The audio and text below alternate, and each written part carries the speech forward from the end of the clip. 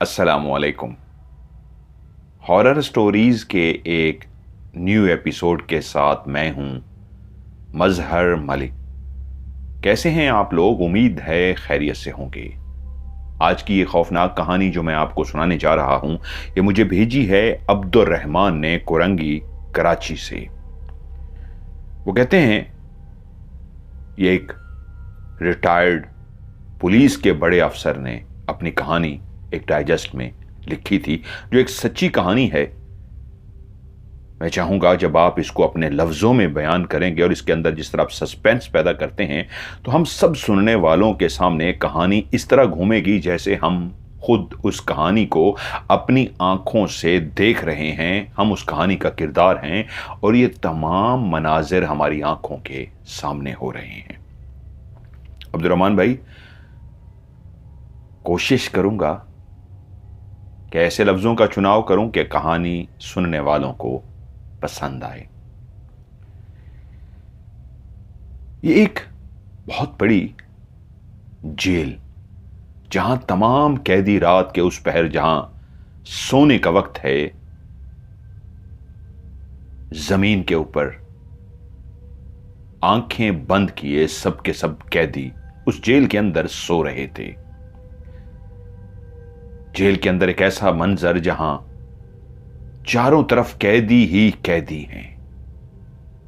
वहीं पे काल कोठरियां भी मौजूद हैं जहां पे सजाए मौत के कैदी भी अपनी उस काल कोठरी में एक एक लम्हा जो बीतता जा रहा है, जो उनको मौत के करीब करता जा रहा है, उसी खौफ की वजह से लेटे हुए तो जरूर हैं लेकिन जाग रहे हैं। और उसी बड़ी सी जेल के अंदर जहां एक ऐसी बैरक बनाई जाती है, बैरक के अंदर जहां पे 15, 20, 50, 100 जितनी बड़ी होती है, इकट्ठे कैदियों को रखा जाता है, तो वो तमाम कैदी आंखें बंद करके सो रहे थे। जानते थे इनमें से किसी ने 15 साल बाद, किसी ने 10 साल बाद, किसी ने 5 साल बाद रिहा हो जाना है। लेकिन जो जिंदगी की बाजी से रिहा होने वाले कैदी थे, वो कहां सो सकते थे? उनको नींद कहां आ सकती थी जब उनके दिमाग में हो कि मौत का फंदा उस फांसी घाट पे उनके गले में डाला जाएगा और काला कपड़ा उनको पहना दिया जाएगा, और सूरज तलू होने से पहले पहले वहीं पे खड़ा हुआ मजिस्ट्रेट अपनी घड़ी की तरफ देख रहा होगा, और एक जल्लाद जिसके हाथ उस लीवर पे होंगे, जैसे ही उस लीवर को खींचा जाएगा, नीचे से उसके पांव के नीचे से वो लकड़ी के फट्टे जिसके ऊपर वो खड़ा हुआ है वो सिरक जाएंगे और एक झटके के साथ वो नीचे गिर जाएगा। उसकी गर्दन पे इतने जोर का झटका लगेगा कि उसी लम्हे वो दम तोड़ देगा। इस दुनिया से, इस जिंदगी से आजाद हो जाएगा। जिसने कोई जुर्म किया होता है, यकीनन उसके अंदर एक बेइंतहा खौफ होता है उस मौत के फंदे पे लटकने का। बाकी कैदी उसी जेल में सब सो रहे थे। वहीं पे एक नया कैदी, जिसको अभी आए हुए कुछ दिन ही हुए थे, जो उन कैदियों के बीच में सो रहा था, कि एकदम से उसने चीख मारी, इतनी जोर की चीख मारी कि बाकी कैदी भी उसकी चीख की आवाज सुनकर जाग गए।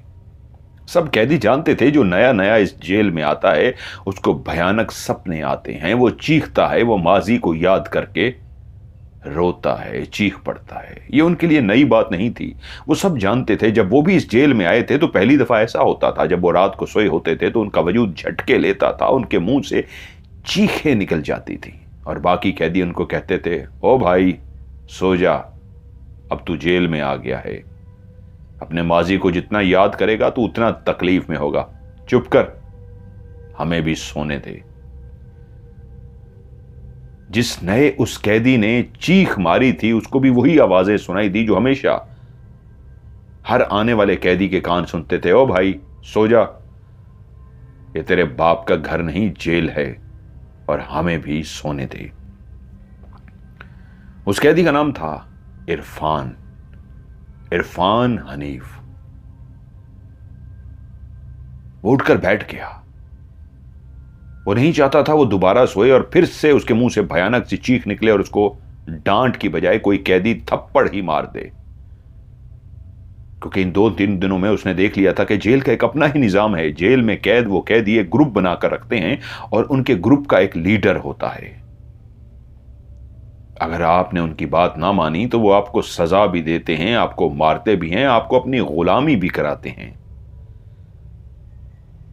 कुछ देर वो बैठा रहा इरफान, और उसके बाद फिर से लेट गया, सोने की कोशिश करता रहा, लेकिन उसको नींद ना आ सकी। कोई नहीं जानता था वो क्यों चीख मार के उठा है, क्यों जागा है। लेकिन दूसरी रात जब सारे कैदी सो गए, जेल के उस मंजर को जहां पे दोनों इतराफ में जेलें बनी होती हैं, उसके बीच में एक पहरेदार हाथ में लाठी लिए ठग ठग करता हुआ, यह देखने के लिए कि कोई कैदी भागने की कोशिश तो नहीं कर रहा, हालात ठीक हैं, कोई इमरजेंसी तो नहीं, तो वो उन जेलों के सामने गुजरता हुआ सबको देखता। तभी उसके कानों में इरफान के चीखने की आवाजें सुनाई दी। आज कल से ज्यादा वो चीख रहा था। कल तो उसने एक चीख मारी थी जैसे सपने में डर गया हो, नींद में बुरा ख्वाब देख लिया हो। आज तो वो इतना डर गया था कि उठ के कांप रहा था और इर्द गिर्द ऐसे देख रहा था जैसे उस जेल में कोई और भी मौजूद हो। उसकी चीखों से बाकी कैदी जहां उस जेल में जो कैद थे वो भी जाग गए, इर्द गिर्द वाली जेलों में जो कैदी थे वो भी जाग गए। वो इतनी ज्यादा चीखें मार रहा था, सारे जागते हुए जोर जोर से बोलना शुरू हो गया, और कोई तो इसको चुप कराओ, इसने नींद खराब करके रख दी है। कौन है ये पागल? अगर पागल है तो इसे पागल खाने में जमा कराओ, इसको जेल में क्यों ले आए हो? वो बहुत डरा हुआ था। वो सिपाही जो पहरे पे था फौरी तौर पे जेल के उस सलाखों के बिल्कुल सामने पहुंचा और ऊंची आवाज में बोला, ओए, क्या मसला है तुझे? क्यों शोर कर रहा है? सबको तूने जगा दिया है, तुझे नहीं पता ये सोने का टाइम है? चुप कर और सो जा। लेकिन वो चुप करने का नाम ही नहीं ले रहा था।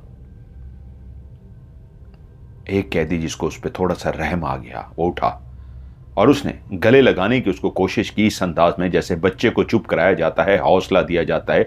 उसने उसको गले लगा के उसकी पीठ पे थपकी दी और कहा, चुप कर जा, चुप कर जा, तू नहीं जानता यहां पे ऐसे ऐसे कैदी भी हैं, तेरा हशर कर देंगे, चुप कर जा। बड़ी मुश्किलों से वो चुप कर गया। शक्ल से, हुलिये से, बालों से लगता था वो एक पढ़ा लिखा नौजवान है। कोई नहीं जानता था अभी तक किस जुर्म में आया है, सिवाय 2-3 कैदियों के अभी तक उसने किसी को नहीं बताया था। लेकिन जब मुसलसल उसके साथ यही होने लगा कि रात को लगता कि वो चीखो पुकार करता है, बाहर की तरफ देखता है और चीखना शुरू कर देता है, अंदर की तरफ देखता है, चीखना शुरू कर देता है, ऐसा लगता है जैसे उसके पास कोई मौजूद है, उसके पास कोई खड़ा है और उसको देख के वो चीखें मार रहा है, शदीद डरा हुआ है। तो ये बात पहुंचती पहुंचती जेलर तक भी पहुंच गई। यूं जेलर ने हुक्म सादिर किया, इसे कैदियों से अलग कर दो। कैदियों से अलग उसको उस कोठड़ी में पहुंचा दिया गया जहां पे अब वो सिर्फ और सिर्फ अकेला था, बिल्कुल अकेला। एक ऐसी जगह पे जहां पे उसकी चीखों पुकार की आवाज दूर दूर तक नहीं जाती थी, उसी कोठड़ी के अंदर ही गूंजती रहती। अगर वो बहुत ऊंची आवाज में चीखता तो शायद जो 7-7 कोठरियां बनी हुई थी, काल कोठरियां, उनमें भी वो सोए हुए कैदी, वो जागते हुए कैदी, वो सोचते हुए कैदी जो अपनी मौत का इंतजार कर रहे थे, शायद वो भी उसकी चीखों पुकार से डर जाते और यही सोचते, हमारी तरह कोई दीवाना जो दीवानगी में, बेवकूफी में जुर्म करके तो आ गया है, अब मौत के इंतजार में जब उसे काल कोठड़ी में डाला गया है तो खौफ की वजह से वो चीखें मार रहा है। वो गुप अंधेरे वाली कोठड़ी जहां पे रोशनी का बंदोबस्त भी नहीं था, एक बड़ा सा लोहे का दरवाजा जिसको बंद कर दिया गया था, और उस छोटे से कमरे के अंदर, उस छोटी सी कोठड़ी के अंदर वो कैद था। लेकिन उसकी चीखें बताती थी वो किसी और वजह से चीखें मार रहा है। मौत का कैदी जिसको मौत आनी है, सजाए मौत होनी है, वो तो किसी और खौफ की वजह से चीखता है। उसकी तो आवाज नहीं निकलती, इसकी तो चीखें बताती है ये शायद किसी और चीज को देखकर डर रहा है। जब उसका इस तरह का चीखें मारना और डरना मामूल बनता गया तो यह बात जेलर तक भी पहुंची। तो एक दिन जेलर ने कहा, उसे मेरे पास लेकर आओ। इरफान को हाथों में पांव में जकड़कर जेलर के सामने लाया गया। जेलर ने पांव से लेकर सर तक उसको एक दफा घूरा, जिससे उसको अंदाजा हुआ उसके खदोखाल चेहरे के बताते थे वो आदि मुजरिम नहीं है, जुर्म करने वाला इंसान नहीं है, लेकिन उससे जुर्म तो सरजद हुआ है। क्या हुआ है इसके साथ और वो क्यों चीखें मारता है, क्यों ऐसा करता है? तभी जेलर ने उससे प्यार से बात की, काफी हद तक उसको रिलैक्स किया, उससे बात कहा, क्या नाम है तुम्हारा? इरफान। इरफान हनीफ। इरफान हनीफ नाम है तुम्हारा। पहले तुम जेल में चीखें मारते रहे हो, तुम्हें काल कोठरी में डाला गया है और वहां पे भी तुम इस अंदाज में चीखें मारते हो जैसे कुछ देख रहे हो। क्या कहानी है तुम्हारी? मुझे सुनाओ अपनी कहानी, मैं शायद तुम्हारी कोई मदद कर सकूं। वो अभी तक जो सर झुकाए बैठा था, उसने सर उठा के जेलर को देखा इस अंदाज में जैसे आंखों ही आंखों में कह रहा हो, तुम क्या कोई भी मेरी मदद नहीं कर सकता? जेलर ने उसकी आंखों के अंदाज को जैसे पढ़ लिया हो और बोला, मैंने तुम्हारी आंखें पढ़ ली हैं, यही सोच रहे हो ना मैं भी तुम्हारी मदद नहीं कर सकता? बताने में क्या हर्ज है? तुम क्या पता कोई भी मदद कर दे या इंतजाम कहीं से हो जाए। मैं जरूर चाहूंगा। उठा अपनी जगह से और उसकी कमर के पीछे जाके प्यार से थपकी दी, जैसे उसको हौसला दे रहा हो कि हां मुझे दोस्त समझो, इस लम्हे में तुम्हारी कहानी सुनना चाहता हूं। क्या कहानी है तुम्हारी? जैसे उस हौसले से उसके अंदर एक हिम्मत सी पैदा हुई।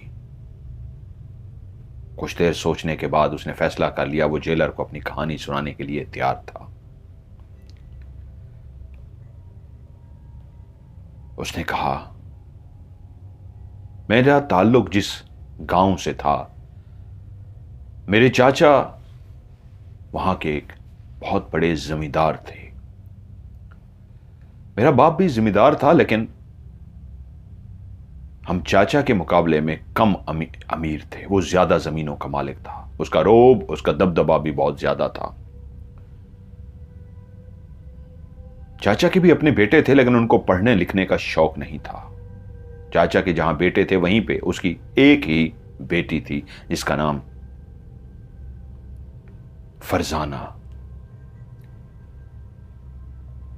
बचपन में ही चाचा ने फैसला किया था, वो हमारे घरों के फैसले भी वही करता था, क्योंकि चाचा ही मेरे बाप से उम्र में बड़ा था। मेरा बाप मेरे चाचा से छोटा था, तो मेरे चाचा ने ही कहा था, इरफान और फरजाना की हम मंगनी कर देते हैं। बात तय इसलिए कर दी गई थी कि शायद गांव में लोग जब बच्चे जवान होते हैं तो उनको पता चलता है जिनकी बचपन में ही मंगनी कर दी गई हो, वहां पे रिश्ते के लिए कोई नहीं आता।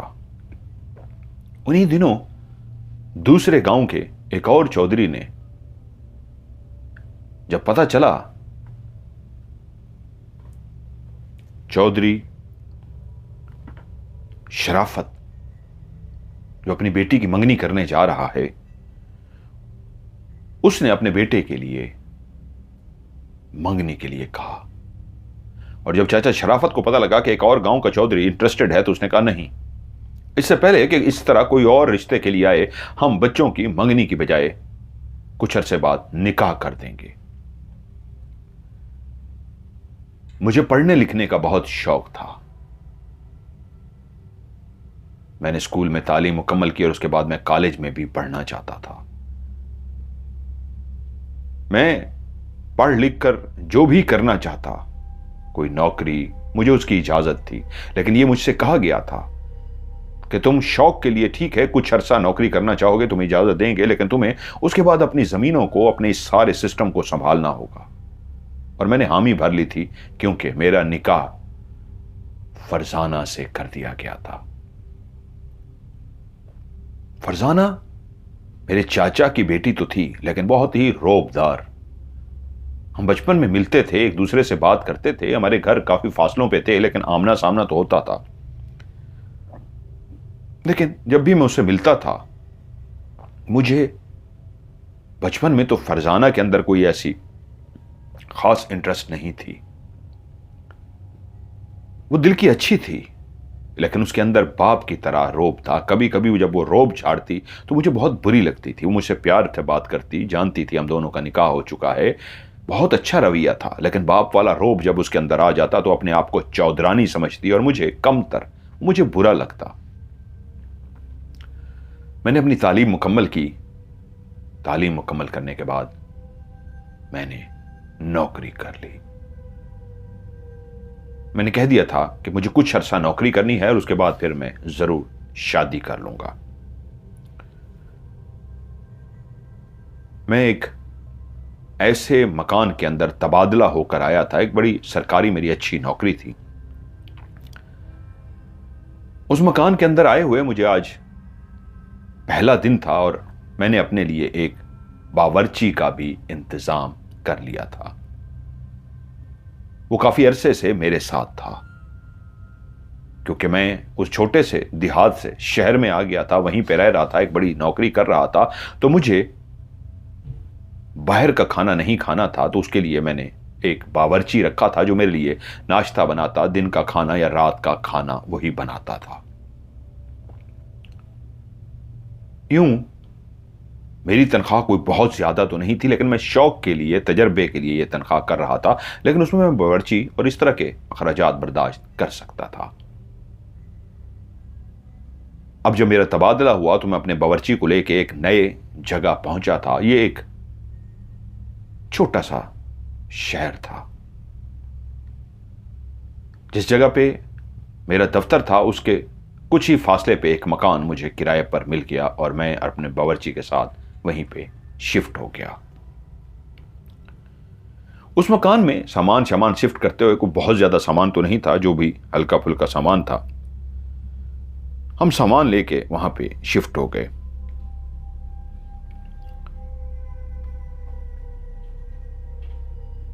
तकरीबन ये कुछ चौथा दिन था कि मेरा बावर्ची परेशानी की हालत में एकदम कमरे में दाखिल हुआ। मैं आज शाम को जल्दी ही ऑफिस से वापस आ गया था और उसे अपनी पसंद का खाना बनाने को कहा था और मैं अपने कमरे में फ्रेश होके किताब के मुतालिए में मसरूफ हो गया था। ये थोड़ी देर के बाद बावर्ची तेजी से भागता हुआ मेरे पास आया। उसकी जबान लड़खड़ा रही थी, उससे बोला नहीं जा रहा था और बेइंतहा खौफजदा था। मैंने किताब को एक साइड पे किया और कहा, क्या हुआ है? सब खैरियत है ना? उन्होंने बावर्ची का नाम नहीं लिखा तो बावर्ची लफ्ज क्या, मैं यहां पे अशरफ कह देता हूं, फर्जी नाम। मैंने कहा, अशरफ सब खैर है ना, क्या हुआ है? उससे बोला भी नहीं जा रहा था। उसकी आवाज कांप रही थी। मुझे अपनी जगह से उठना पड़ा उसको हौसला देने के लिए कि ये तो बहुत कांप रहा है। असलम नौजवान तो नहीं था, तकरीबन मुझसे भी उम्र में थोड़ा सा बड़ा था, लेकिन इस अंदाज में कांपते हुए देख के मैं उसको हैरान हुआ। क्या हुआ है अशरफ, सब खैर है ना? वो खून के छींटे, मेरे कपड़ों पे भी खून के छींटे। खून के छींटे? कहां खून के छींटे? तुम्हारे कपड़ों पे खून के छींटे? क्या कह रहे हो तुम? मैंने जल्दी से पानी का गिलास भरा, उसे पानी पिलाया, वो हौसले में आया, उसे मैंने बिठा दिया और उसके बाद पूछा, अब बताओ क्या हुआ है? अब वो बेहतर हो चुका था। तब उसने मुझे कहा कि मेरे कपड़ों पे भी खून के छींटे हैं। वहां मैं किचन में आपकी पसंद का खड़ा खाना बना रहा था कि एकदम से ऊपर से खून के छींटे गिरे हैं। मैंने ऊपर की तरफ देखा, ये पानी कहां से गिरा है, क्या ऊपर से गिरा है? जैसे ऊपर की तरफ देखा तो मैंने देखा वो पानी नहीं, खून के छींटे हैं जो मेरे कपड़े पे भी गिर चुके हैं और जमीन पे भी गिर गए हैं। और जब मैंने खून के छींटे देखे तो ऊपर तो छत है, छत से कैसे खून के छींटे गिर सकते हैं? मैं तेजी से भागा और आपके पास आ गया।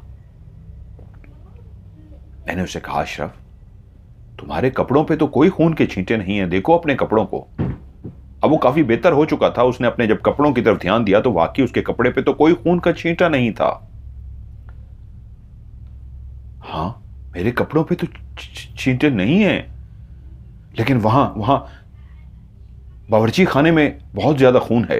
मैंने कहा आओ मेरे साथ। मैं उसको लेकर बावर्ची खाने में गया।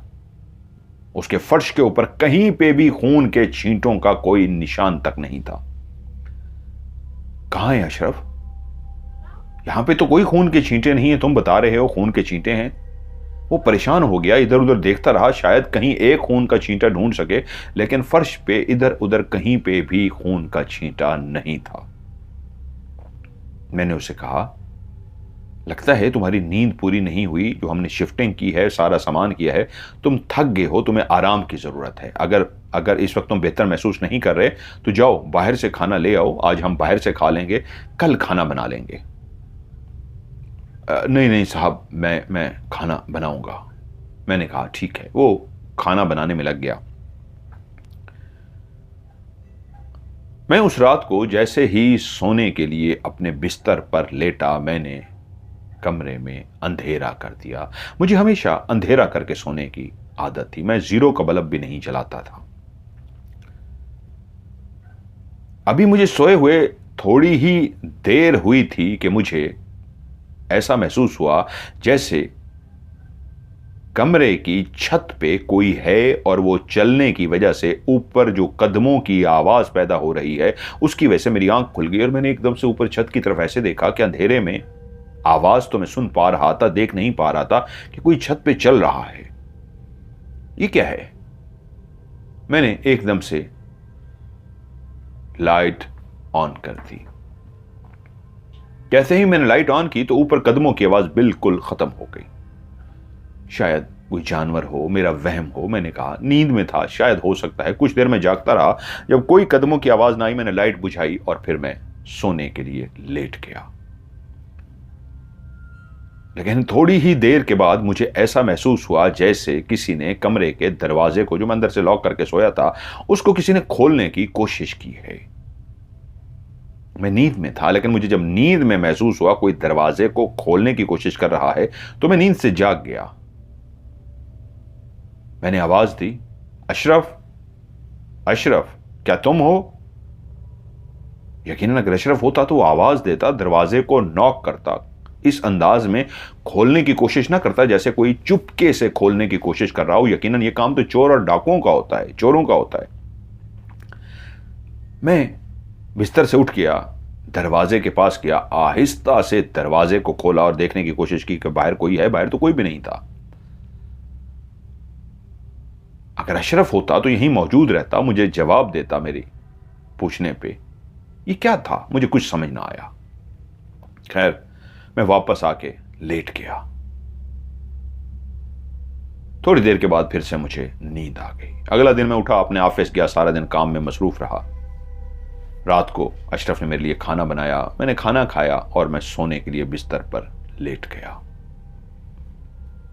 मैं जैसे ही बिस्तर पर लेटा तो आज लेटते ही मुझे ऐसा महसूस हुआ जैसे कमरे के अंदर एकदम से ठंड बढ़ गई हो।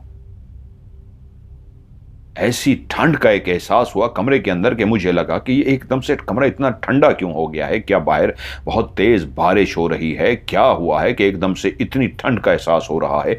जैसे ही ठंड का एहसास हुआ तो मैंने फिर से लाइट जला दी। मैंने अपने वजूद पे हाथ लगाया तो मेरा वजूद काफी ठंडा था कि उसी लम्हे मुझे मेरे माथे के ऊपर ऐसा लगा किसी ने शदीद ठंडी यख बर्फ की तरह कोई चीज मेरे माथे पे रख दी हो। और जैसे ही इस चीज का मुझे एहसास हुआ, मैं एकदम से अपने माथे पे हाथ रखा तो मेरा माथा इतना ठंडा, जैसे किसी ने इतना शदीद ठंडी चीज रखी हो। तो एकदम से मैं छलांग मार के उठ के बैठ गया। ये क्या है? कमरे में ठंडक का एहसास और मेरे माथे पे हाथ रखा गया था। मुझे कुछ समझ ना आई। ये क्या है? कुछ देर मैं समझने की कोशिश करता रहा, लेकिन जब कुछ समझ ना आया तो फिर मैं लेट गया। लेकिन काफी देर मुझे नींद ना आई। जागते जागते कब मेरी आंख लगी पता नहीं। लेकिन उससे अगली शाम को जब मैं घर पहुंचा तो मैंने देखा मेरा मुलाजिम बावर्ची अशरफ बहुत ज्यादा परेशान है। उसका चेहरा बताता है वो बहुत ज्यादा डिप्रेशन का शिकार है। मैंने उसे कहा, अशरफ सब खैर है ना, तुम बहुत ज्यादा परेशान नजर आ रहे हो। तो उसने मुझे कहा, पता नहीं साहब जी, जब से इस घर में आए हैं तो ऐसे ऐसे वाकयात हो रहे हैं, मैं आपको बताते हुए डरता हूं कि आप हंसेंगे, आपको यकीन नहीं आएगा और मेरे पास कोई प्रूफ भी नहीं है तो आप समझेंगे मैं पागल हो गया हूं या पता नहीं मुझे क्या हो गया है। मैंने कहा, क्या कहना क्या चाहते हो, क्या हुआ है? वो बोला, साहब जी उस रात मेरे ऊपर खून के कतरे गिरे और जब मैंने आपको बताया, आप मेरे साथ अंदर आए तो कोई खून के कतरे नहीं थे, ना मेरे कपड़े पे ना फर्श पे।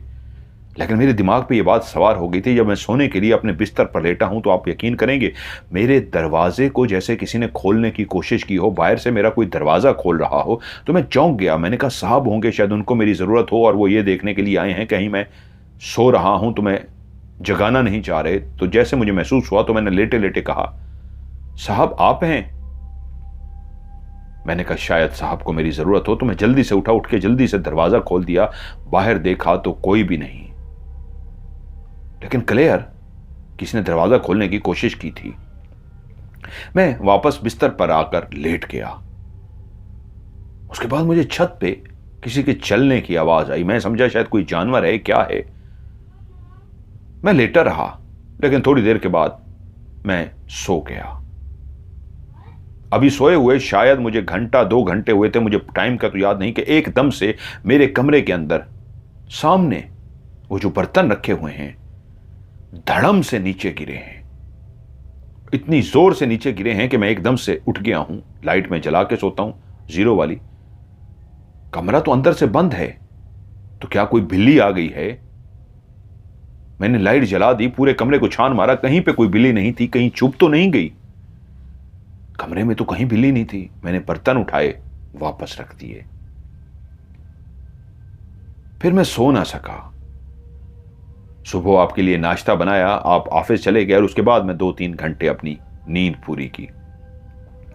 लेकिन जैसे ही शाम हुई, मैं किचन के अंदर काम कर रहा था कि मुझे एकदम से महसूस हुआ मेरे पीछे कोई आकर खड़ा है, कोई अंदर दाखिल हुआ है और चलता हुआ आकर खड़ा हो गया है। मैं हैरान इस बात पे था कि मैंने बाहर का मेन गेट अंदर से बंद किया हुआ था। जब आप आते हैं, हारन देते हैं, तो मैं जाके मेन गेट खोलता हूं और आप अंदर दाखिल होते हैं। तो अभी आप नहीं आए थे, आपने हारन भी नहीं दिया था।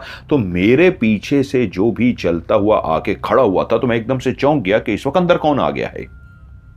और जानते हैं श्याम जी, मुझे कैसे महसूस हुआ? जो भी चलता हुआ आया था उसका साया क्लियर मैंने दीवार पे देखा था। मैं किचन की तरफ मुंह करके खड़ा बना रहा था सब्जी को कि मैंने देखा कोई पीछे चलता हुआ आया है। जैसे मुझे महसूस हुआ, अभी मैंने गर्दन को मोड़ा नहीं था कि मैंने अपनी लेफ्ट साइड पे देखा, मेरे सामने वाली दीवार पे जो भी आया था उसका साया आता जा रहा था। जैसे कोई कमरे में दाखिल होता है, उस पर रोशनी पड़ती है तो उसका साया बनता है, तो वो साया सा मुझे सामने नजर आ रहा था। मैं एकदम से परेशान हो गया। दरवाजा भी बंद है, साहब तो अभी आए नहीं, ये कौन है? मैं तेजी से मुड़कर देखा, पीछे कोई भी नहीं था। लेकिन साहब जी, मेरा वहम नहीं है, यकीन कीजिए मेरा वहम नहीं है। मैंने क्लियर साये को देखा था, वो क्लियर एक साया था, लेकिन पीछे कोई भी नहीं था। मैं कमरे से बाहर, किचन से बाहर निकला, इधर उधर देखा, कहीं पे कोई भी नहीं था। मैंने कहा शायद कोई चोर आ गया हो, कोई ऐसा जो मुझे देखकर छुप गया हो। और जब चोर आया उसने देखा कि किचन में तो कोई है, तू जल्दी से छुप गया हो। मैंने उधर उधर देखा, कोई भी नहीं था। और जब मैं रात को सोने लगा हूं तो मैंने अपने कमरे को अच्छी तरीके चेक किया है कि कोई बिल्ली, कोई जानवर तो अंदर मौजूद नहीं है। लेकिन जब मैं रात को सोया हुआ था तो मेरे कमरे से बिल्ली के बोलने की आवाज आ रही थी। कमरे के अंदर जैसे कोई बिल्ली मौजूद हो और हल्की हल्की मुंह से आवाज निकाल रही हो। मैं चौंक सा गया। जल्दी से उठ के मैंने लाइट ऑन की। कमरे में बिल्ली का नामो निशान भी नहीं था, कहीं पे उसका वजूद नहीं था। मैंने क्लियर साहब जी बिल्ली की आवाज को सुना था। और जब मैंने बिल्ली की आवाज को सुना, आप सोच भी नहीं सकते कि मैं कितना डर गया कि कमरे से ही बिल्ली की आवाज आ रही है लेकिन बिल्ली है ही नहीं। फिर मैंने लाइट जला दी। क्या मैं ऐसे नहीं सोऊंगा, लाइट जला के सोऊंगा। और तभी अभी मुझे सोए हुए थोड़ी ही देर हुई थी कि मैंने अपने बिस्तर को बकायदा ऐसे हिलते हुए देखा जैसे जलजला आ जाता है। मैं समझा शायद जलजला आ गया है, मैं डर कर उठ बैठा, लेकिन देखा बाकी कोई भी चीज नहीं हिल रही, मेरा बिस्तर हिल रहा था। कमरे में लाइट ऑन थी, मैं क्लियर देख सकता था। मेरा बिस्तर किसने हिलाया था। जलजला होता तो आपको भी महसूस होता। साहब जी, मुझे नहीं पता क्या हो रहा है, और भी बहुत कुछ हुआ है, लेकिन मुझे अभी भी लग रहा है आपको मेरी सारी बातें पागलपन लग रही होंगी कि मैं पागल हो गया हूं, बैकी बैकी बातें कर रहा हूं। लेकिन साहब जी, मैं कोई नशा नहीं करता, लेकिन मेरे साथ ऐसा हो रहा है। मैंने उसे कहा, अच्छा ठीक है, देखते हैं इस मामले को भी, मैं फ्रेश होता हूं, फिर बात करते हैं। मैं शावर लेने के लिए चला गया। मैंने जैसे ही शावर लिया, शावर लेने के बाद मैं जैसे ही बाहर निकलने लगा तो मुझे ऐसा लगा, दरवाज़ा मैं जैसे ही खोलने लगा कि बाहर अशरफ मौजूद है। शायद वो मुझसे कुछ कहने के लिए आया था या क्या। मैंने जैसे ही दरवाज़ा खोला तो मेरे पाँव के नीचे से ज़मीन निकल गई। मैंने जिसको बाहर खड़े हुए देखा था, एक सेकंड के लिए ही देखा था। उस एक सेकंड में मैं उसे कैसे भूल सकता था। वो आफिया थी। हां, आफिया। मैंने उसे जैसे ही देखा वो एक सेकंड के अंदर गायब हो गई और मैं पलके झपकाता रहा इधर उधर के। क्या ये मेरा वहम था या क्या है। मैं वहीं बाथरूम के दरवाजे को खोल के खड़ा रहा। क्या क्या वाकई आफिया थी। उसने काले रंग का ब्लैक शलवार कमीज पहन रखा था, उसी तरह जिस तरह वो अपने कंधे पे बैग लटकाती थी, उसने ब्लैक कलर का बैग लटकाया हुआ था। उसके हाथों में कांच की चूड़ियां थीं। एक सेकंड के अंदर मैंने उसका हुलिया तक देख लिया था। मैं आफिया का हुलिया कैसे भूल सकता था। और उसी वक्त मुझे जोर जोर से चीखने की आवाज आई और मुझे अंदाजा हुआ ये चीखने की आवाज मेरे बावर्ची अशरफ की है। तेजी से भागता हुआ मैं बावर्ची खाने में दाखिल हुआ तो क्या देखता हूं, अशरफ बेइंतहा खौफजदा हुआ है और सीमेंट के एक जगह पे खड़ा थर थर कांप रहा है। वो इस तरह सिमटा हुआ था कि शरीर कांप रहा था। अशरफ, अशरफ, अशरफ, मुझे उसको झंझोड़ना पड़ा और मुझे अपने सामने पाकर वो एकदम से बोला, साहब जी मुझे बचा लीजिए, मुझे बचा लीजिए, अशरफ होश में आओ, क्या हुआ है। तब उसने मुझे बताया कि मैं जब आप आ गए तो मैं रिलैक्स हो गया कि अब आप घर में भी हैं। आपने कहा मैं फ्रेश होके आता हूं, मैं आपके लिए खाने का एहतमाम कर रहा था कि फिर से मुझे अपने पीछे एक साया उसी तरह महसूस हुआ जैसे मैंने आपको बताया था कि पीछे एक साया आया था। मैंने जैसे ही देखा पीछे कोई चलता हुआ आ रहा है, साये को मैंने देखा, मैं समझ गया अब तो आप घर में मौजूद हैं, ये अशरफ साहब, इरफान साहब ही होंगे। तो मैंने जैसे ही साये को देखा दीवार पे के पीछे इरफान साहब आए, मैं तेज से मुड़ा हूं आपसे बात करने के लिए, लेकिन यह देख के मैं हैरान रह गया हूं कि दरवाजे के अंदर एक लड़की खड़ी थी। उसने काले कपड़े पहने हुए थे, उसने काला बैग लटकाया हुआ था, हाथों में चूड़ियां पहनी हुई थी, सर के बाल उसने बांधे हुए थे। मैंने उसे जैसे ही देखा मैं चौंक पड़ा कि शायद कोई आपकी जानने वाली है, आपके साथ आई है, क्या हुआ है, क्योंकि जब आप आए थे गेट तो मैं आपके पीछे बंद करके आया था, आप अंदर चले गए थे, तो ये अंदर कैसे आई। उसे जैसे ही मैंने देखा तो एकदम से मेरे मुंह से निकला, आप कौन हैं और आप अंदर कैसे आ गई हैं। ये लाइनें मैंने जैसे ही बोली हैं साहब, मेरी आंखों के सामने ही वो लड़की दरवाजे के अंदर खड़ी हुई थी, क्लियर मेरी आंखों के सामने गायब हो गई। और जैसे ही वो गायब हुई है उसके बाद मुझे नहीं पता, मैं शायद डर गया था, चीखें मार रहा था कि तभी आपको देखा, आप मुझे पकड़कर झंझोड़ रहे थे।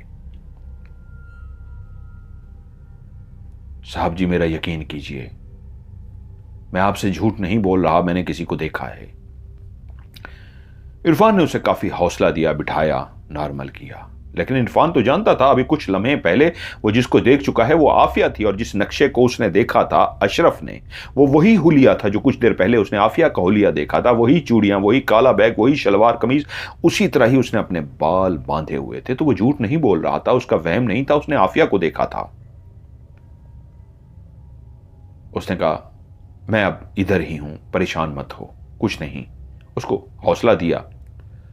दोनों ने बैठ के खाना खाया और उसके बाद अशरफ अपने कमरे में सोने के लिए चला गया। उसने कहा मैं तो आज सोने से पहले सारी आयतें पढ़ के सोऊंगा, अपना दायरा कड़ा लगाऊंगा और ये सब कुछ करूंगा। उधर इरफान हनीफ जब अपने बिस्तर पर लेटा था तो वो अशरफ की बातों को यकीन कर चुका था, क्योंकि उसने बाथरूम के दरवाजे में खड़े होकर आफिया को देखा था। उसको पता था अशरफ का वहम नहीं है, आफिया आई है। आफिया।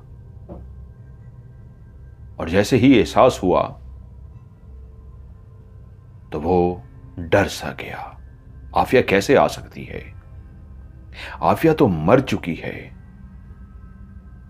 उसने अपने हाथों से दफनाया था। मरा हुआ इंसान दोबारा जिंदगी में कैसे वापस आ सकता है? जो मर जाते हैं वो तो चले जाते हैं।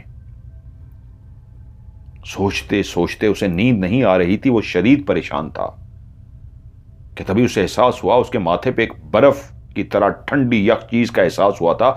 कमरे के अंदर एक बर्फ का सा एहसास हुआ था कि तभी उसे दरवाजे के बाहर किसी की मौजूदगी का एहसास हुआ। यह आधी रात हो चुकी थी। जागते जागते आफिया के बारे में सोचते सोचते जैसे ही कमरे के बाहर किसी की मौजूदगी का एहसास हुआ तो पहली सोच उसकी यही आई कहीं अशरफ ना हो।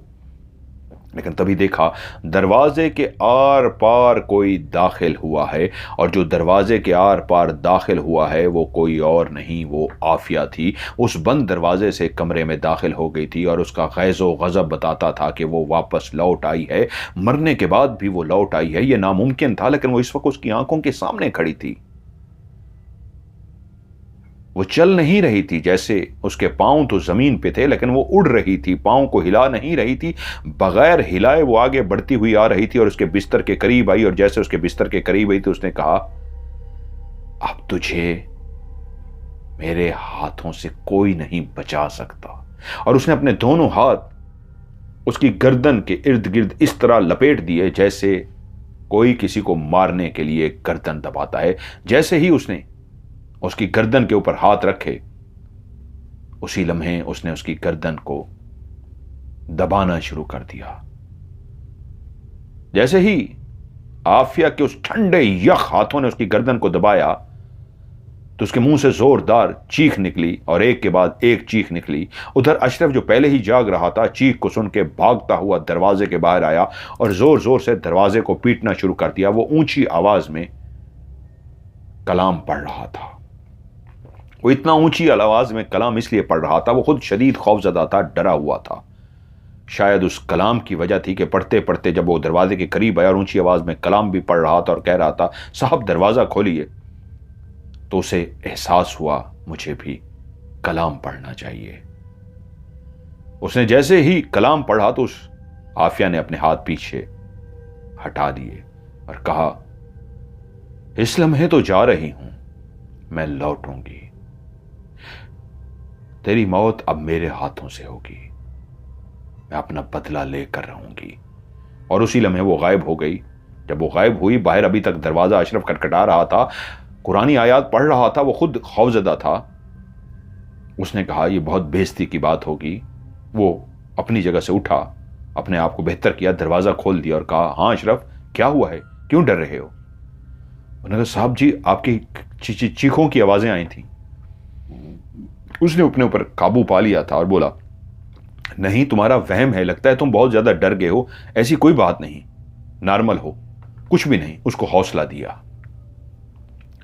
और यूं चलता हुआ अशरफ के कमरे में चला गया। बज़ाहिर ये शो कराने के लिए कि मैं तुम्हें हौसला देने के लिए आया हूं, लेकिन हकीकत में वो अपने आप को हौसला दे रहा था। जान चुका था उसकी गर्दन दबाने के लिए आई थी, और वो कलाम ना पढ़ता, अशरफ बाहर कलाम ना पढ़ता, वो सोया हुआ होता, वो उसको मार चुकी होती। वो रात दोनों ने जागते हुए गुजार दी। इरफान बैठा सिगरेट पीता रहा, उसको हौसला भी देता रहा, लेकिन हकीकत में वो प्लानिंग कर रहा था कैसे अब आफिया से पीछा छुड़ाना है। मरने के बाद भी आफिया लौट आई थी, और उसका दोस्त आसिफ, जिसका हमेशा वो मजाक उड़ाता था, उसके दादा की एक ऐसी किताब थी जो अमलियात की सचमुच की किताब थी, जो इतनी पुरानी थी। उसने एक दफा आसिफ ने उसको दिखाई भी थी, जिसके सफ़ों को अगर खोला जाता था तो कागज इतना पुराना था, एहतियात से सफ़ा पलटना पड़ता था, वरना वो जो कागज था भुरना शुरू हो जाता, यानी आपके हाथ पे। वाइट नहीं, पहले एक ब्राउन कलर के जो पेजेस आते थे, उस तरह की किताब थी, बहुत पुरानी। उसके अंदर कई अमलियात लिखे हुए थे, लेकिन वो अपने दोस्त का हमेशा मजाक उड़ाता था, और जानता था उस दोस्त ने उस किताब को घर में कहां छुपा कर रखा हुआ है। उसका बेहतरीन दोस्त था आसिफ। आफिया, सिगरेट का उसने बड़ा सा कश लगाया और धुआं फजा में छोड़ते हुए सोचने लगा, आफिया। अपनी तालीम मुकम्मल करने के बाद जब उसने नौकरी करनी शुरू की तो उसके तबादले होते रहते थे। वहीं पे एक ऑफिस जहां पे अब वो नौकरी करता था, उस ऑफिस से जैसे ही उसको छुट्टी होती तो वहीं पे ही साथ में एक और बिल्डिंग भी थी जहां पे और लोग भी मुलाजमत करते थे। वो ऑफिस से जैसे ही बाहर निकलता तो वहीं पे एक और लड़की सेम उसी टाइम में अपने ऑफिस से बाहर निकलती थी। उन दोनों का आमना सामना होता, लेकिन वो बोलते नहीं थे। दोनों ने एक दूसरे को देखा था। वो लड़की बहुत खूबसूरत थी, उसके खदोखाल चेहरे के ऐसे पुरकशिश थे कि कोई भी देखता तो देखता ही रह जाता। हैरत की यह बात थी, जब वो अपने ऑफिस से निकलती थी तो उसको कई लोग घूर कर देखते थे, लेकिन वो किसी की तरफ नहीं देखती थी, अपना सर झुका के चली जाती थी। लेकिन जब उसका आमना सामना इरफान से हुआ तो उसने इरफान को इस अंदाज में देखा जिससे इरफान को भी लगा कि उसकी आंखों में भी पसंदीदगी थी। कुछ दिनों तक मुसलसल वो एक दूसरे को इसी तरह आते जाते देखते रहे, लेकिन एक दिन फिर वो हुआ, इतनी जल्दी हुआ, इतनी तेजी से हुआ, इरफान भी ना समझ सका। उस दिन आफिया को सैलरी मिली थी। वो ऑफिस से जैसे ही बाहर निकली तो उसी वक्त मोटरसाइकिल सवार दो नौजवान तेजी से आफिया की तरफ बढ़े। इरफान काफी दूर अपने ऑफिस से निकल के मौजूद था, लेकिन काफी दूर से वो ये देख रहा था कि जैसे ही वो दोनों नौजवान मोटरसाइकिल पे सवार आफिया के करीब पहुंचे तो एक नौजवान ने झपट कर आफिया से बैग छीनना चाहा। आफिया ने तेजी से बैग को पकड़ लिया और बैग को वो बचा रही थी, और उस नौजवान ने दूसरे हाथ से पिस्तौल निकाल लिया और पिस्तौल इस तरह आफिया पे तान लिया कि अगर वो मज़ाहमत करेगी और नहीं देगी तो उसे गोली मार देगा, लेकिन वो फिर भी पर्स देने को तैयार नहीं थी। झपटा छीनी में उसने आखिरकार पर्स को छीन ही लिया। आफिया गिर गई। पर्स को बचाते बचाते उन्होंने मोटरसाइकिल मोड़ा और तेजी से भगा दिया।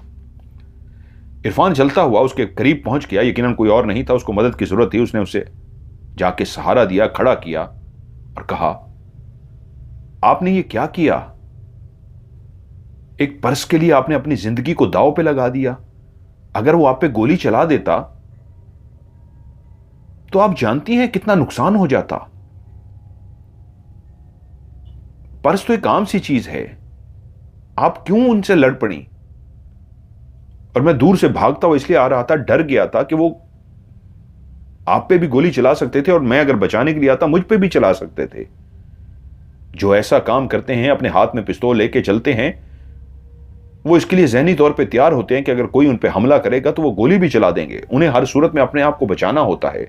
जानते हैं अवाम उनको पकड़ लें तो अवाम उनको नहीं छोड़ेंगे, तो इसलिए वो पहले ही गोली चलाने के लिए तैयार होते हैं। आपने बहुत गलत किया। तो वो बोली, मेरी पूरे महीने की तनख्वाह थी इसमें, मेरी पूरे महीने की तनख्वाह चली गई, मुझे पर्स की परवाह नहीं थी। मैं तो परेशान ये हो गई हूं, अब घर कैसे जाऊंगी, मेरी खाला मुझे नहीं छोड़ेगी। आप मेरे साथ आइए। वो समझ गया कि इस वक्त इतनी डिप्रेशन का शिकार हो गई है, इस वक्त उसको सहारा देना बनता है। वो उसको लेकर एक रेस्टोरेंट में जाकर बैठ गया और बोला, बताइए क्या हुआ है। वो बोली, मेरे मां बाप बचपन में वफात पा गए थे, मेरी खाला ने मुझे पाला, उनकी कोई औलाद नहीं है।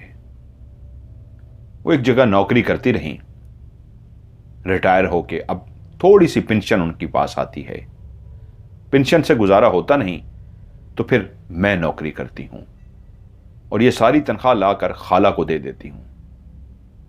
घर में गुर्बत का बसेरा है, जो मुझे तनख्वाह मिलती है इससे भी बहुत मुश्किल से गुजारा होता है। और जब मैं आज खाला को जाके ये वाकया सुनाऊंगी कि कोई मुझे लूट कर ले गया है, तनख्वाह ले गया, वो यकीन नहीं करेंगी, वो चीखेंगी, चिल्लाएंगी, मारेंगी मुझे।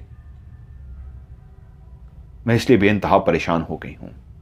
इरफान बोला, घबराओ मत, मैं तुम्हें पैसे दे देता हूं, तुम ये जाकर खाला को दे दो। वो बोली, नहीं, मैं आपसे पैसे नहीं ले सकती। वो बोला, अच्छा ठीक है, तुम थोड़े थोड़े करके मुझे वापस कर देना, उधार समझ के ले लो, लेकिन खाला को जाके पैसे दो। इस बात पे वो तैयार हो गई। उसने कहा, चलें इस बहाने कुछ खा भी लें। अब वो एहसानमंद थी इसलिए बैठ के खाया भी। उसने बहुत ज्यादा शुक्रिया अदा किया और वो चली गई। और फिर यूं मुलाकातों का सिलसिला शुरू हो गया।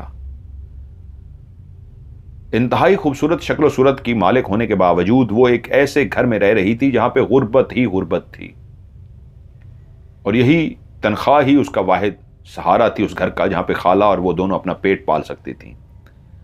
घर भी किराए का था, काफी किराया तनख्वाह में से काफी किराए पे चला जाता, बाकी खाने पीने में गुजर बसर मुश्किल से हो रही थी कि वहीं एक दिन उसने रोते हुए खबर सुनाई कि मेरी खाला फौत हो गई हैं। मुलाकातों का सिलसिला इतना बढ़ चुका था कि दोनों के अंदर एक दूसरे के लिए पसंदीदगी आ चुकी थी। इरफान उसे पसंद करने लगा था, वो एक बहुत अच्छी लड़की थी। और जब उसी खाला की मौत की खबर मिली तो अब वो अकेली रह गई थी और मालिक मकान ने ऊपर से घर भी खाली करने को कह दिया था। उसके पास कोई ठिकाना नहीं था। और जब वो रोती हुई इरफान के पास आई तो इरफान ने फौरी तौर पे फैसला किया कि मैं तुमसे निकाह कर लेता हूं, मैं तुम्हें अपनी बीवी बना लेता हूं, तुम घबराओ मत। वो उसको लेकर एक मस्जिद गया, गवाहों की मौजूदगी में उसका निकाह हुआ और उसने एक बड़ी रकम हक महर के तौर पे लिखवाई, जो उस वक्त की एक बहुत बड़ी रकम थी। और उसने भी इसलिए कबूल कर ली कि औरत को एक तहफ़्फ़ुज़ चाहिए होता है, हक महर उसका तहफ़्फ़ुज़ होता है कि अगर ये मुझे तलाक देगा तो हक महर इसको इतना देना पड़ेगा, जो एक बहुत बड़ी रकम होती है। और इसलिए मर्द कभी खौफ से तलाक नहीं देता कि अगर तलाक दूंगा तो इतनी बड़ी रकम कहां से दूंगा, जो हक महर की मद में है। अब वो मियां बीवी बनकर रहना शुरू हो गए। वो वैसे भी नौकरी करता था, अकेला रहता था, वो उसकी बीवी बनकर उसकी जिंदगी में आ गई और दोनों एक खुशियों भरी जिंदगी गुजार रहे थे। वहीं पे एक दिन जब वो ऑफिस से घर पहुंचा तो उसका चेहरा लटका हुआ था, वो काफी ज्यादा परेशान था। आफिया ने उससे पूछा, क्या हुआ इरफान, सब खैरियत है ना? तो वो सोफे पर बैठ तो गया, लेकिन ऐसे बैठा जैसे ढह सा गया हो, शदीद परेशान हो, और बोला, आफिया मैंने एक बात तुम्हें नहीं बताई थी। मेरे चाचा की बेटी फरजाना से बचपन में ही मेरा निकाह कर दिया गया था, और जब तुम्हारे हालात इस तरह के हुए तो मुझे समझ ही कुछ नहीं आई। मैंने फौरी तौर पे तुमसे निकाह कर लिया और तुम्हें अपनी बीवी बनाकर यहां ले आया। लेकिन अब मेरे वालिदैन ने कहा है कि तुम्हारे चाचा शादी के लिए कह रहे हैं कि जल्द से जल्द वो शादी करना चाहते हैं। तो उन्होंने मुझे अल्टीमेटम दे दिया है कि बस तुम्हारे पास इतना टाइम है, उसके बाद तुम शादी के लिए तैयार हो जाओ। आफिया एकदम से उसके चेहरे की तरफ देखते हुए बोली, इरफान तो इसमें परेशानी की बात क्या है? तुम अपने वालिदैन को बता दो कि तुम शादी कर चुके हो, तुम ऑलरेडी शादीशुदा हो, मैं तुम्हारी बीवी हूं, और वो लड़की जो तुम्हारे चाचा की बेटी है उसको तुम तलाक दे दो, उसको तुम छोड़ दो। इरफान बोला, ये इतना आसान नहीं है। मेरे चाचा बहुत बड़े जागीरदार हैं, जमीनों के मालिक हैं, और मेरे अब्बा से भी बड़े हैं, सारे फैसले वही करते हैं। उनके आगे इनकार करना तुम सोच भी नहीं सकती, मौत को दावत देना है।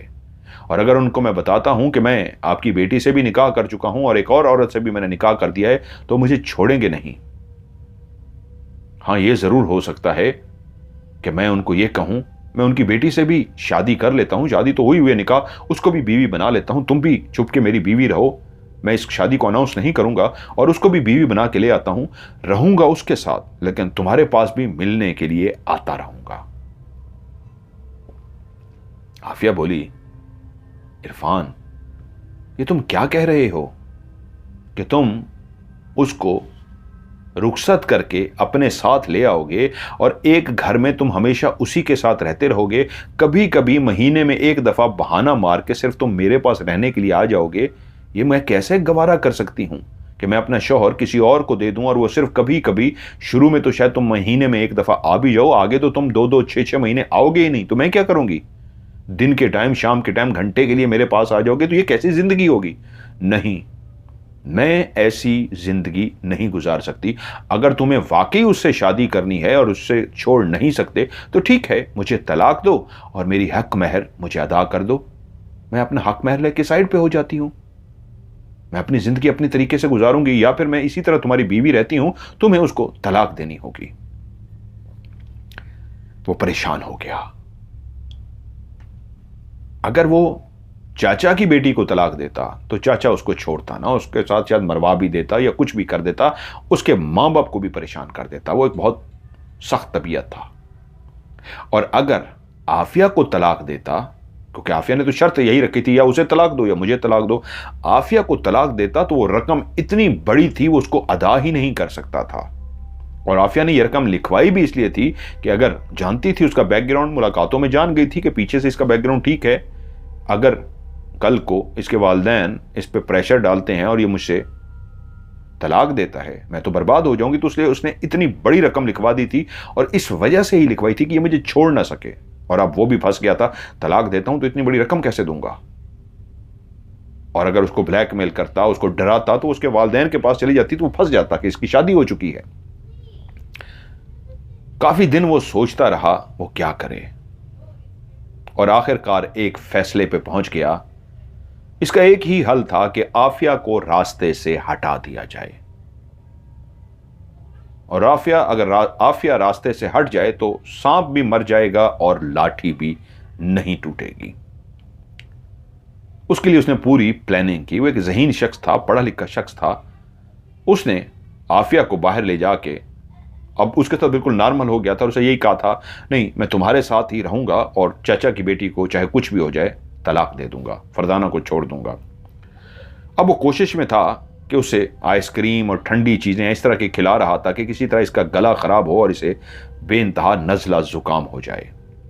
और करते करते आखिरकार वो इसी में कामयाब हो गया। उसे शदीद जुकाम हो गया, और जब उसे जुकाम हुआ तो वो समझ चुका था अब वक्त आ गया है। जब दोनों रात को सोने लगे तो उसने किचन के अंदर जाके गैस वाला चूल्हा ऑन कर दिया, इस अंदाज में कि गैस पूरे कमरे के अंदर लीक होकर भरती रहे। दरवाजा उसने किचन का बंद कर दिया और बीवी को सोते हुए कहा, मैं सुबह जल्दी ऑफिस जाना है, मैं ऑफिस चला जाऊंगा, तुम सुकून से उठना, जल्दी उठने की जरूरत नहीं है, मेरे लिए नाश्ता बनाने की जरूरत नहीं है, मुझे जल्दी जाना है, तुम आराम से उठना और अपना नाश्ता कर लेना। और ऐसा पहले भी कई दफा हो चुका था। नौकरी तो उसने छोड़ दी थी जब से उसकी बीवी बनी थी। तो उसने कहा ठीक है, खुश होगी कि चलो आज सुकून से सोऊंगी, जल्दी नाश्ता नहीं बनाना पड़ेगा, आराम से उठूंगी, नाश्ता करूंगी। वो उठा और ऑफिस के लिए रवाना हो गया। उधर वो रात सारी का चूल्हा खुला हुआ था, गैस का हल्की हल्की गैस भर चुकी थी पूरे कमरे में। वो आराम से लेट उठी और नाश्ता करने के लिए किचन के अंदर दाखिल हुई। किचर के अंदर शदीद गैस भरी हुई थी। अब उसका नाक ठीक होता तो वो सूंघ सकती, उसको तो जुकाम था, उसको तो स्मेल ही नहीं आई गैस की। वो चलती हुई उस आग के पास गई जहां पे माचिस उठानी थी और उस चूल्हे को उसने तेली लगानी थी। उसने फ्राई पैन उठा के ऊपर रखा और उसी लम्हे उसने माचिस की तीली जलाई।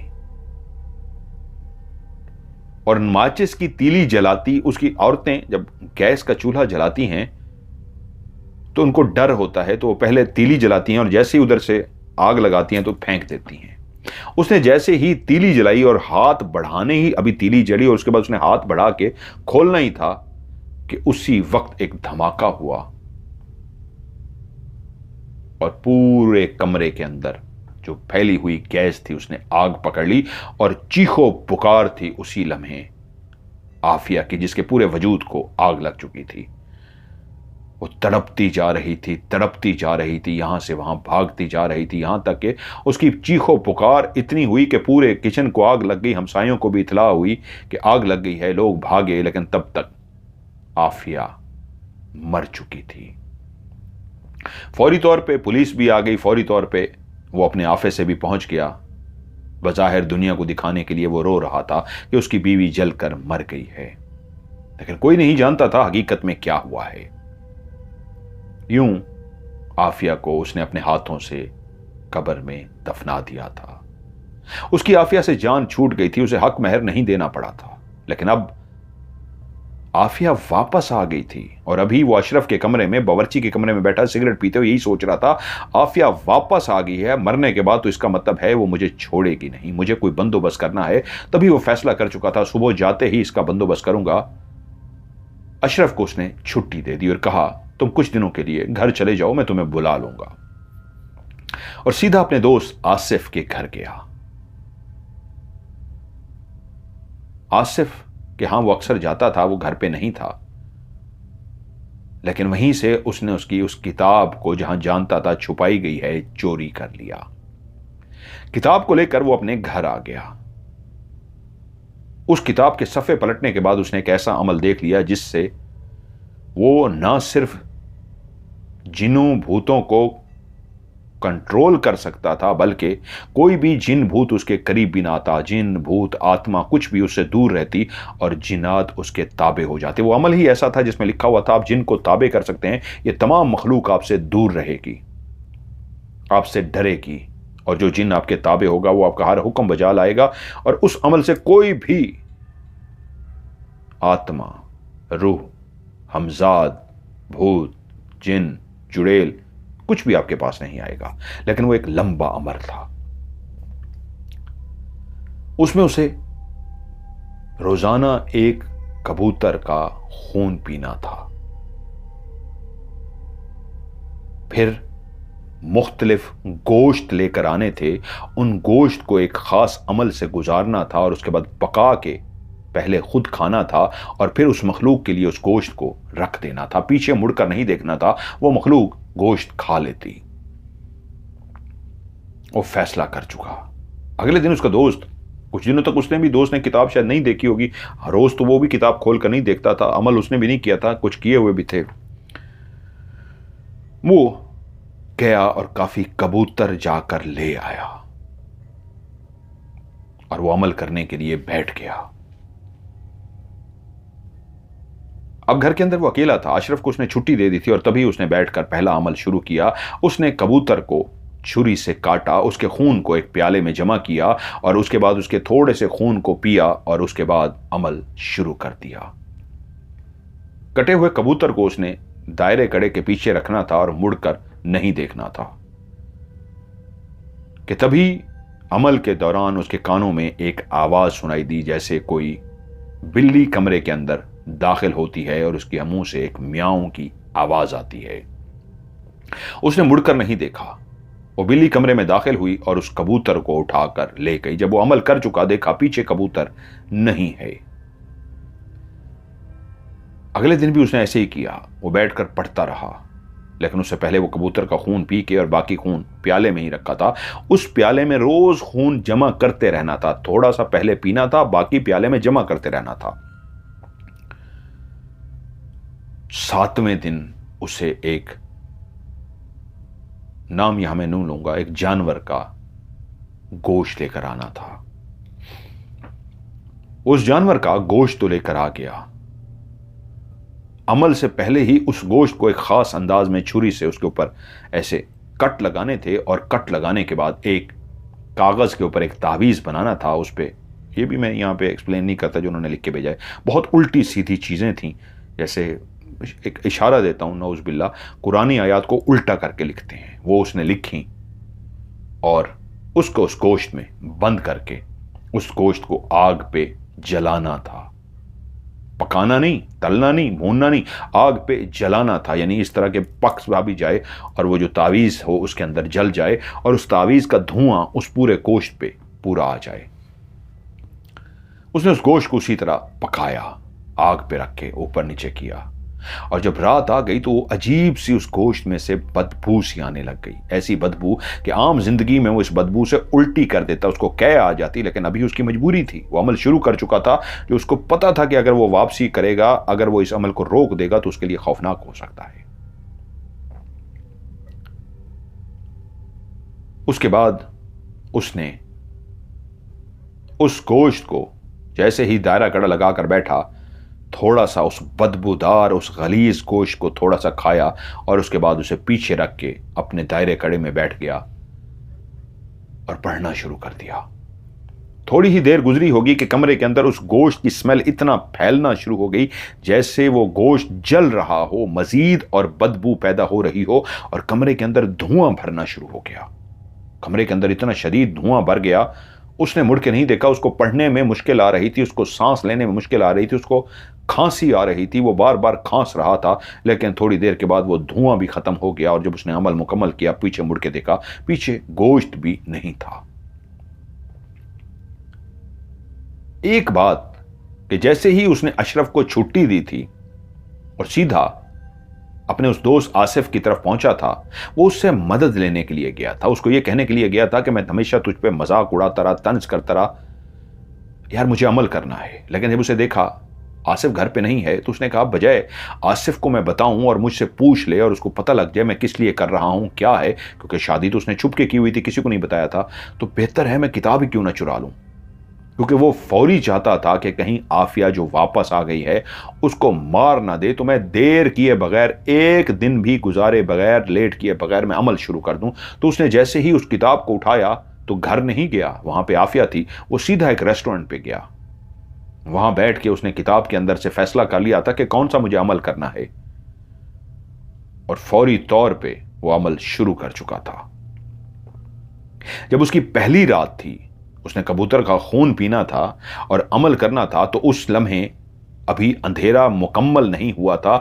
घर के अंदर कुछ कुछ शाम जैसे होती है और अंधेरा फैलता है, क्योंकि वो एक दिन घर से बाहर रहा था। अशरफ को छुट्टी देने के बाद वो अगले दिन घर नहीं रहा था, वो इस घर में रहना नहीं चाहता था।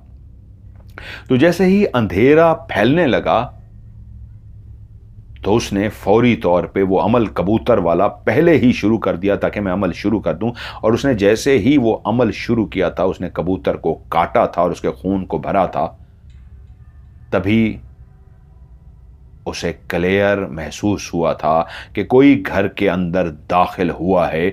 लेकिन जैसे ही वो चलता हुआ वजूद, जिसको उसके चलने की आवाज सुनी थी, देखा नहीं था, वो चलते चलते उसके दरवाजे के करीब आया था, तो उसने जल्दी से उस कबूतर के खून को, वो गुनहगार लफ्ज, वो लफ्ज जिनके पढ़ने से इंसान ता कयामत गुनहगार हो जाता है, वो लफ्ज उसने जल्दी जल्दी पढ़ने शुरू कर दिए थे, क्योंकि जान गया था पीछे आने वाला कोई इंसान नहीं, ये आफिया की आत्मा है, ये आफिया का हमजाद है और कोई नहीं। उसने वो कलमात जल्दी जल्दी पढ़ने शुरू कर दिया। जब उसने मुड़ के देखा तो वाकई पीछे आफिया खड़ी थी, और वो चलते चलते उन कलमात की वजह से वहीं पर रुक गई थी। वो गुस्से की हालत में लाल सुर्ख आंखें लिए उसके पास आना चाह रही थी, जो अभी कमरे से बाहर थी, सहन में थी। लेकिन उसने जैसे ही वो अल्फाज पढ़े थे वो रुक गई थी, और उसने आफिया की तरफ देखते हुए ही जल्दी से उस प्याले में भरे हुए, थोड़ा सा ही अभी खून था पहला जो उस कबूतर बेचारे का निकला था, उसका जैसे ही थोड़ा सा घूंट खून अंदर गया तो उसने देखा पीछे खड़ी हुई आफिया, जो पहले उस बुरी चीज को पढ़ने की वजह से रुक गई थी। जैसे ही उसने खून पिया तो वहीं से गायब हो गई थी। उसे यह पता लग गया कि मैंने आज इस अमल को अभी शुरू करते ही आफिया को रोक दिया है, तो इसका मतलब है यह बहुत ताकतवर अमल है। अभी तो उसे बहुत कुछ जानना था कि वो जो अमल करने जा रहा है उसके बाद उसकी बख्शिश नहीं है। वो मुसलमान तो दूर की बात है, वो इंसान भी नहीं रहेगा, इंसान के दर्जे से भी खत्म हो जाएगा। और आगे उसे क्या क्या करना पड़ेगा वो तो उसने पढ़ा ही नहीं था। बस उसे इस बात की खुशी थी कि आफिया को वो रोकने में कामयाब हो गया है। लेकिन अब जूं जूं वो वजीफा अमल करता जा रहा था, चिल्ला, और ऐसा ऐसा उसमें शैतानी काम उससे कराया जाना था, उसके लिए तो वो सोच भी नहीं सकता था। वो सोच के ही दहल गया कि मुझे ये शैतानी अमल करना होगा, ये तो बहुत खौफनाक है। वो इतना बुरा इंसान नहीं था, लेकिन अब वो फंस चुका था। और उस किताब की, अमलियात वाली किताब के मुताले से उसको इतना पता लग चुका था, वो अपने दोस्त आसिफ भी से भी सुन चुका था कि जब अमल शुरू किया जाता है तो फिर जब तक मुकम्मल ना हो आपको करना पड़ता है, चाहे कुछ भी हो जाए, नहीं तो आपकी जान जा सकती है। तीसरी रात भी उसने गुजार ली, लेकिन चौथी रात जब एक अमल करना था, उसे एक गलीज खून चाहिए था, इंसान का गलीज खून। तो वो परेशान हो गया कि अब मैं यह कहां से बंदोबस्त करूं, ये कैसे होगा। उसने तो बहुत सारी चीजें वक्त से पहले सारी तफसील से पढ़ी ही नहीं थी, बस ये था कि मुझे जान छुड़ानी है। वो परेशान हो गया। उसके पास पैसा था, लेकिन मैं क्या करूं, मैं किसके पास जाऊं। ये चीजें भी उन्होंने तफसील से लिखी हैं, लेकिन मेरी कहानी इसको फैमिलीज भी सुनते हैं, तो इसलिए मैं इसको स्किप कर रहा हूं, इतने तफसील से नहीं बताता। बहरहाल वो इतना कह देता हूं कि वो एक जगह पे पहुंचा और एक औरत से राब्ता किया, जानता था उसको, उसके लिए इंतजाम हो गया। लेकिन वो जब अपने उस कमरे में अमल करने के लिए बैठा तो उसकी आंखों ने देखा उसकी दरो दीवार पे खून इस तरह टपक रहा था कि छींटे जैसे कोई फेंकता है, छींटे मारता है। दीवारों पे भी खून के छींटे थे, इर्द गिर्द भी खून के छींटे थे, छींटे ही छींटे थे, खून थे। यहां तक कि उसके चेहरे पे भी खून के छींटे थे, उसके जिस्म पे भी खून के छींटे थे। लेकिन थोड़ी देर के बाद उसने देखा कोई दीवारों पे खून के छींटे नहीं, उसके चेहरे, हाथ, बाजू, कपड़ों पे भी कोई खून के छींटे नहीं, वो खत्म हो चुके थे। उस रात उसे अपने आप से नफरत सी हुई, ये मैंने क्या किया है। लेकिन अब वापसी मुमकिन नहीं थी, नामुमकिन थी। खैर उसने अमल को जारी रखा। उसके बाद भी कई चीजें उन्होंने अमलियात की लिखी हैं जो बड़ी तफसील से हैं। उसके बाद जानवर का दिल लाया जाता है, जानवर की हड्डी लाई जाती है, जिसको कट ना लगे, छुरी लग जाए, कट लग जाए, ठोकर लग जाए तो वो हड्डी अमलियात में इस्तेमाल नहीं होती। बाकायदा उसने ऐसी हड्डी का बंदोबस्त किया। फिर उसके बाद जो जानवर का दिल, उसके ऊपर कुछ अमल करना होता है, पढ़ना होता है। उसके बाद उस दिल को उसे कच्चा चबाना था, और कच्चा चबाने के बाद उस दिल को पीछे रख देना था। वो मखलूक खुद ही ले जाती थी। जब वो उठता था तो पीछे कुछ भी नहीं होता था। वो मुसलसल अमल करता रहा, कबूतर का खून भी उसी प्याले में डालता रहा, सारा कुछ करता रहा।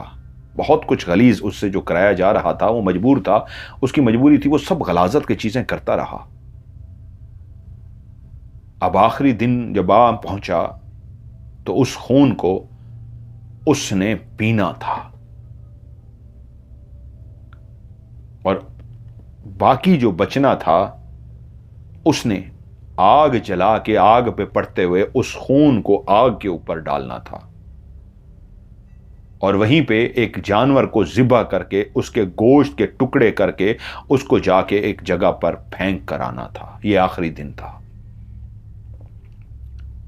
बगैर उस्ताद के आए चाहे आप जितना भी अमल कर लें, आपसे गलती हो ही जाती है।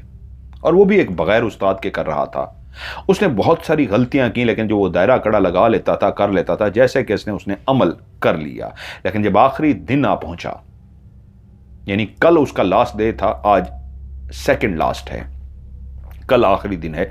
आज जब वो अमल करने के लिए बैठा तो वो बहुत खुश था।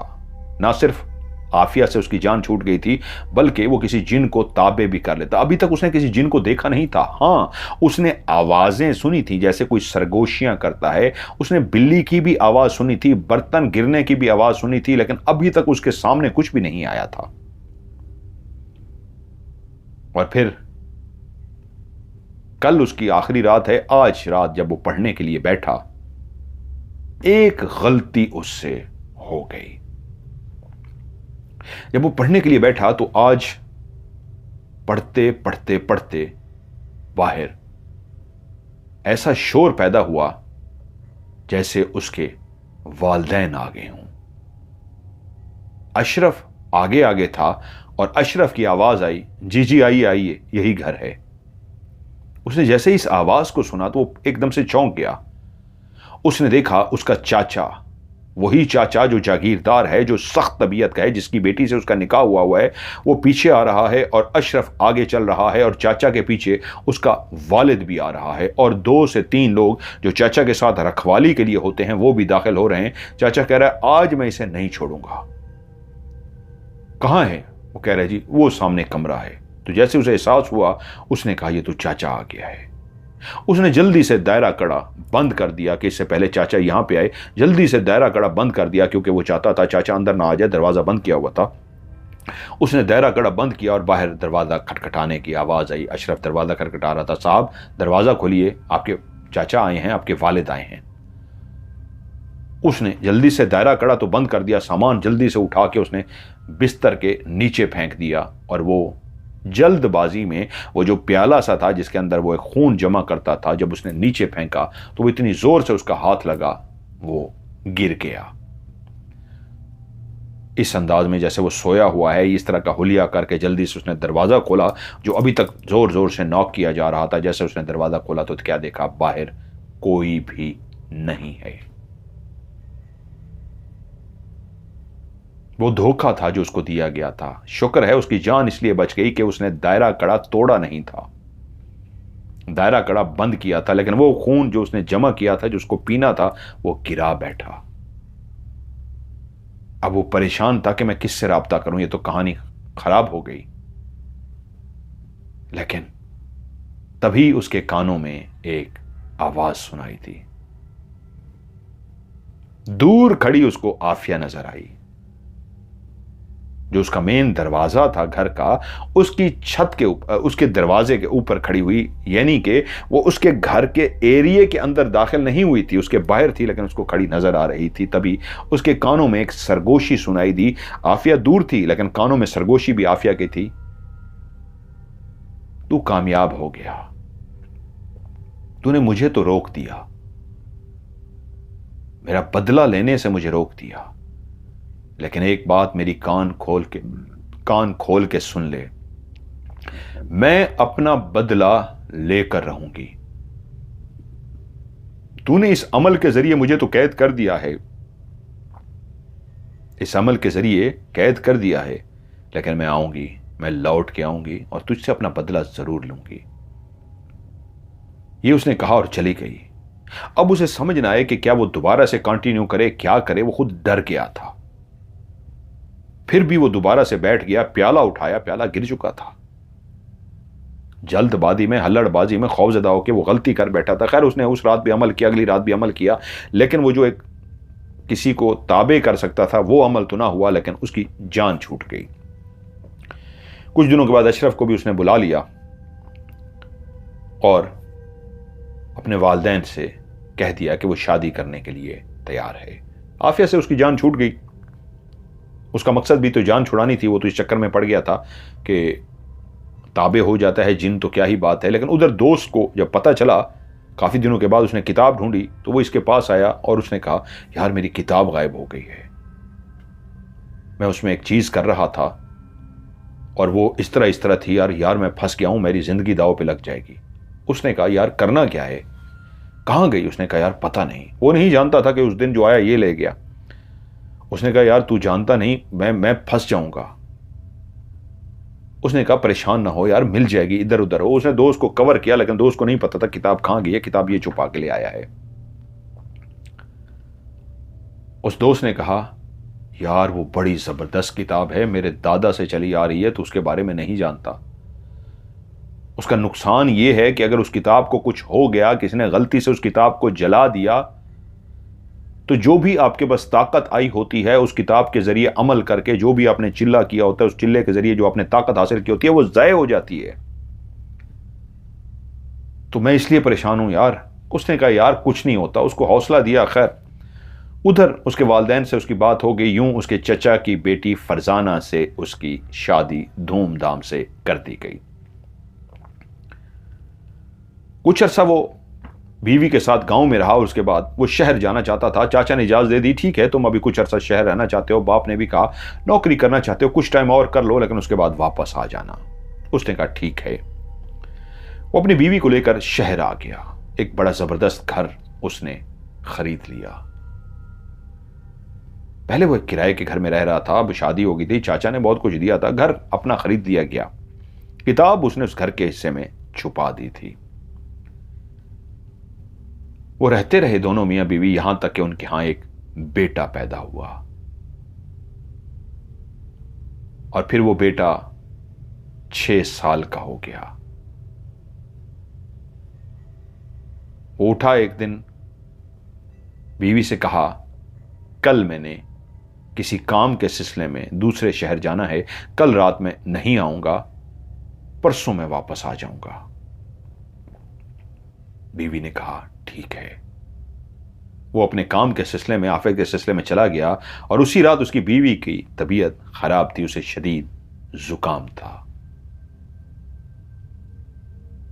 मां और बेटा दोनों सो रहे थे।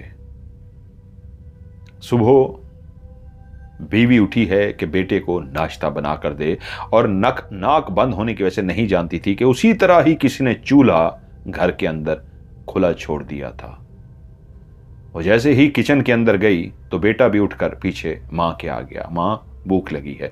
उसने कहा मैं अपने लाल को खाना बनाकर, नाश्ता बनाकर देती हूं। और वही गलती उससे हुई। उसने जैसे ही चूल्हा जलाया, मां और बेटे को आग लग गई, और आग इतनी तेजी से लगी कि उसने घर को भी अपनी लपेट में ले लिया। उसी किचन के साथ ही उनका कमरा था, बेडरूम था, उसको भी आग लग गई। घर में चीखो पुकार था, एक बच्ची का, एक औरत का। इर्द गिर्द के लोग भी जमा हो गए। जैसे कैसे उन बेचारों को एम्बुलेंस में डाला गया। बेटा रास्ते में ही दम तोड़ गया जिसको आग लगी थी, और बीवी अस्पताल पहुंचते ही दम तोड़ गई। जब वो वापस आया तो बताया गया कि तुम्हारे घर में ऐसे आग लगी है और तुम्हारी बीवी और बेटा मर चुके हैं। जैसे ही ये खबर उसको मिली वो टूट गया। ये तो बिल्कुल वैसा हुआ था जैसा उसने किसी के साथ किया था। जिस रात उसने अपनी बीवी और बेटे को कब्र में उतारा, उसी रात उसके कानों में आवाज आई, अब मेरा बदला शुरू हो चुका है। उसी तरीके मैंने मारा है तेरी बीवी और बेटे को। याद है जब उस अशरफ के साथ उस घर में रहता था तो मैं तेरे पास आई थी तुझे मारने के लिए, और तूने मुझे कहा था हाफिया तू यहां क्यों कर रही है। और मैंने तुझे कहा था कि तूने मुझे मार दिया, और तूने कहा था नहीं मैंने तो नहीं मारा। तू क्या समझता है, मरने के बाद इंसान से छुपा रहता है। जब इंसान इस दुनिया से मर जाता है फिर हर बात उस पर आशना हो जाती है। मैं मरने के बाद उस बात को जान गई थी।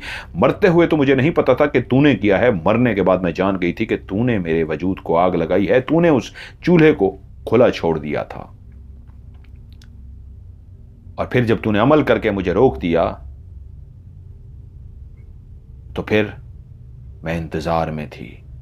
तू घर नहीं होगा, तेरे बीवी बच्चे तो घर में जरूर आएंगे।